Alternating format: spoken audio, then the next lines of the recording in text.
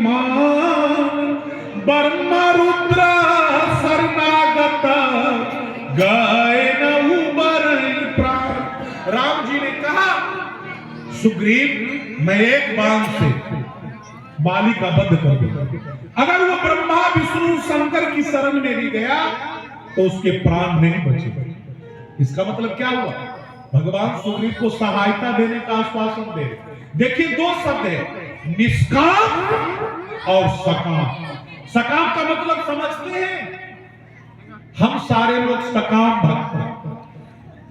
हम लोगों को कुछ चाहिए ना, हम लोगों को चाहिए ना, हम लाख आपको उपदेश दे दे, हम लाख आपको बतला दे दे कि इस दुनिया में कुछ लेकर के नहीं जाओगे, सब कुछ यही रह जाएगा, लेकिन ये सब बतलाने वाला कथा व्यास एक दिन का 5-5 लाख रुपया डिमांड करता है, एक दिन का करोड़ों रुपया चार्ज लेता है, कुछ नहीं रह जाएगा, सब कुछ लेकर के जाओगे। तो हम लोग सकाम भक्त हैं, आप लोग सकाम भक्त हैं। चाहिए ना बेटा का सुख चाहिए, जमीन चाहिए, मकान चाहिए, हम लोग सकाम भक्त हैं। लेकिन एक होता है निष्काम, जिसे दुनिया में कुछ नहीं चाहिए, कुछ नहीं चाहिए, केवल ठाकुर जी चाहिए।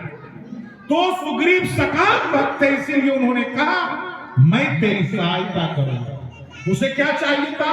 राज। उसे क्या चाहिए था? पत्नी। उसे क्या चाहिए था? राज का सुख। इसलिए भगवान ने कहा था मैं तेरे भाई का वध कर दूंगा, यदि ब्रह्मा की शरण में नहीं गया प्राण नहीं बचेंगे। लेकिन वही राजा रामचंद्र जब हनुमान जी से बात करते हैं तो क्या कहते हैं? उनकी भाषा बदल जाती है। भगवान राम हनुमान जी से कहते सुनो हनुमान, इस दुनिया में मेरा सबसे बड़ा भक्त कौन है? सो अनन्य जाके असी मति न टरे हनुमंता, मैं सेवक सचराचर रूप स्वामी भगवंता। राम जी ने कहा इस दुनिया में मेरा अनन्य सेवक कौन है? जो मेरी सेवा करे, जो मेरी आज्ञा का पालन करे। हम लोग 10-20 रुपया लेकर के जाते हैं ना, अगरबत्ती दिखलाते हैं, प्रसाद चढ़ाते हैं, अब 10-20 रुपया में 10-20 करोड़ मांग लेते हैं। इसे हम पूजा समझते हैं? यही पूजा हुई?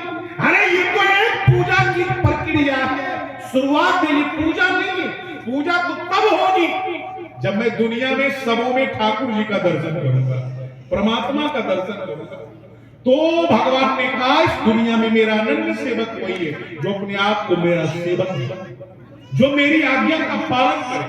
लेकिन जब सुग्रीव से बात करते हैं तो उनकी भाषा बदल जाती है। वो जानते हैं कि सुग्रीव सकाम है, इसलिए इसे कुछ चाहिए।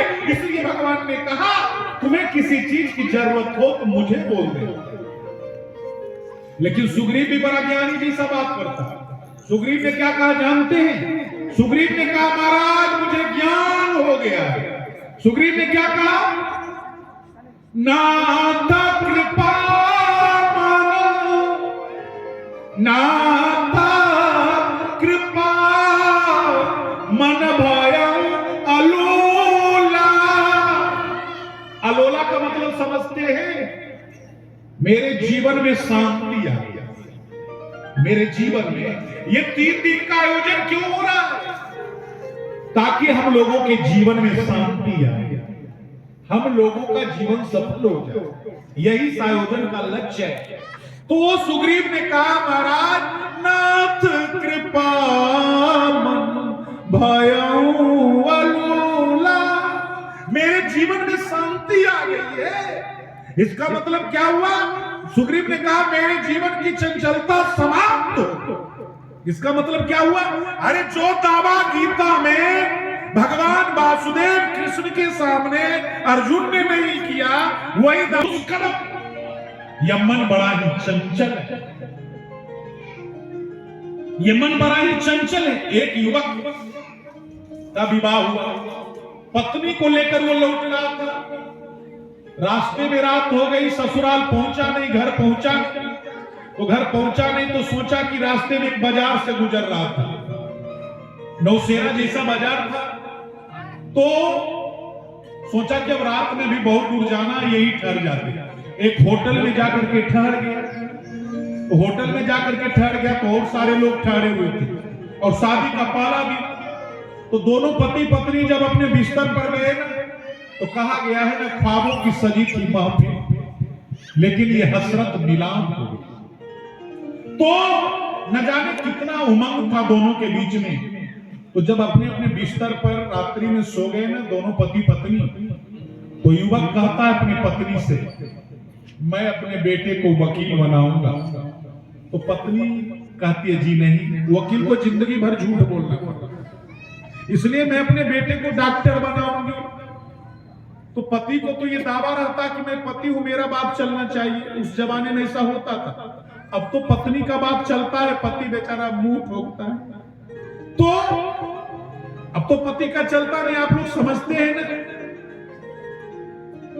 तो वो लड़की कहती नहीं, मैं अपने बेटे को डॉक्टर बनाऊंगी, क्योंकि वकील को जिंदगी भर झूठ बोलना पड़ता है।